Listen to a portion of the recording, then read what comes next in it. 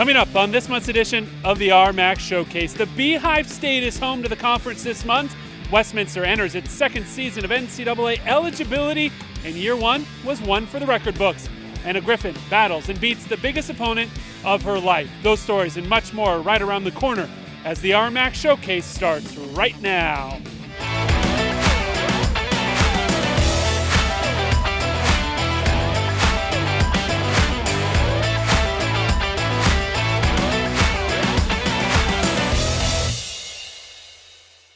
Thank you so much for tuning in to this new edition of the RMAC Showcase. I'm your host, Jason Carter. With fall sports in full swing, the Westminster Griffins are looking to add to a trophy case that was already populated by a couple of teams last year.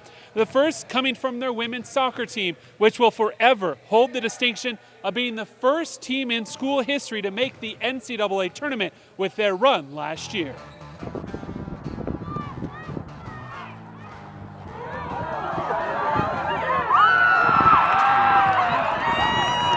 3 years. That's how long the Westminster athletic programs had to play games without the possibility of postseason as the school made the transition from NAIA to NCAA Division II. Fantastic. We've been trying for a number of years to put ourselves in a position to be able to do exactly that. I mean, we've had some strong teams over the years, and during those non-qualifying years where we couldn't show up to postseason, we still had some fantastic teams. But it was really frustrating after that third year. 3 years of no playoffs is really hard on players, on the staff.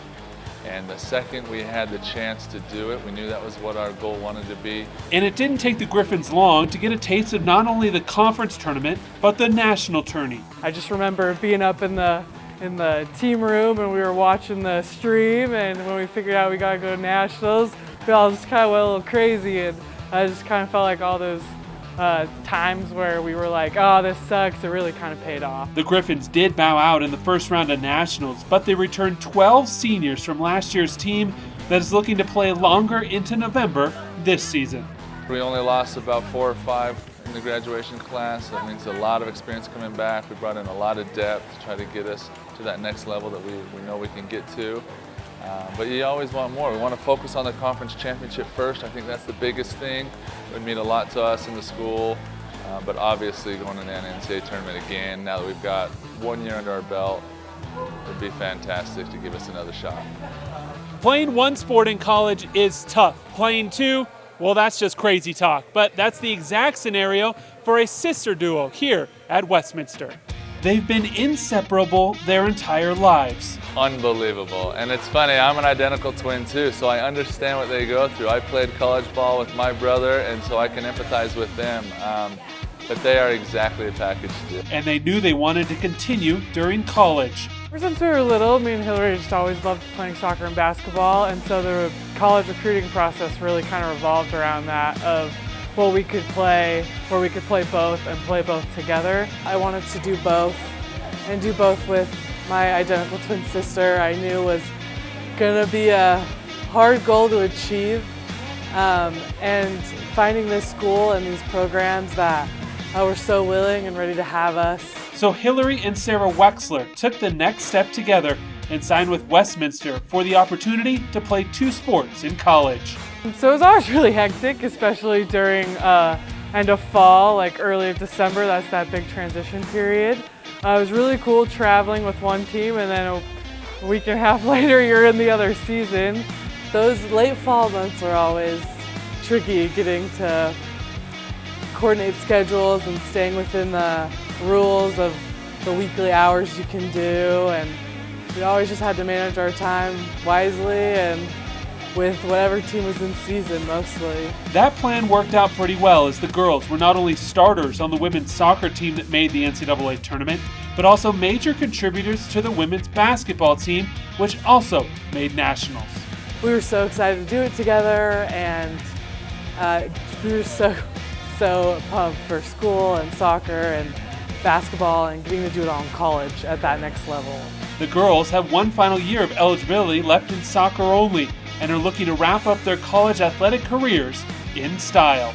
The Griffins, and every other team in the RMAC for that fact, have the goal of making the NCAA tournament at the end of the year. And if a soccer team in the conference is lucky enough to make the National Final Four in 2021, well, they won't have to travel very far to play their games. 2021 isn't that far off, so that doesn't leave a ton of time for the RMAC, as well as the City of Colorado Springs and the Colorado Springs Switchbacks, to prepare for the NCAA soccer tournament that will be invading their backyard. I think the culture of the soccer community here and just the community in general just supports soccer with the Switchbacks. Obviously Colorado College and UCCS being local teams, Air Force.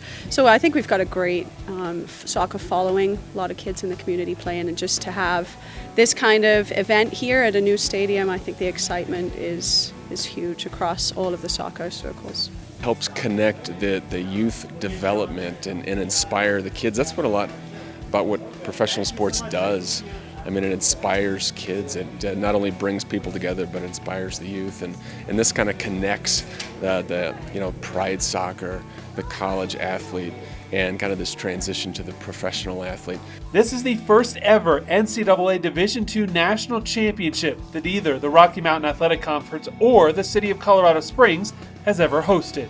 Having the blue disc, and that's what we refer to as the NCAA logo, having the blue disc associated with anything, as the top amateur athletics organization probably in the world, representing 500,000 student athletes, having that associated with anything you do is typically a pretty big deal and draws attention. So when you bring that to Colorado Springs and a great soccer community like this, it's a big deal. These soccer championships will be a great addition to a conference that continues to lead Division II in excellence, in competition, and I'm going to stress this, and in the classroom. I share this excitement with my colleagues across the conference who are working every day to educate the next generation of leaders in 5 states. I think this is sort of the pinnacle of any collegiate team season. Competing for a Final Four or a national championship is what we work for years towards. And so for our student athletes, or any student athletes, to be a part of this kind of event is sort of the goal that we're all chasing. And to walk away, whether you're a winner or a loser, being in a Final Four situation, I think is just a great honor and a great privilege for any teams that get to be a part of it. It will certainly be a party for those national tournament games, but before those happen, this party is just getting started. Can you believe basketball season is just around the corner? It's the time of the year one Griffin wasn't sure would ever come again. We'll have that story coming up after this timeout.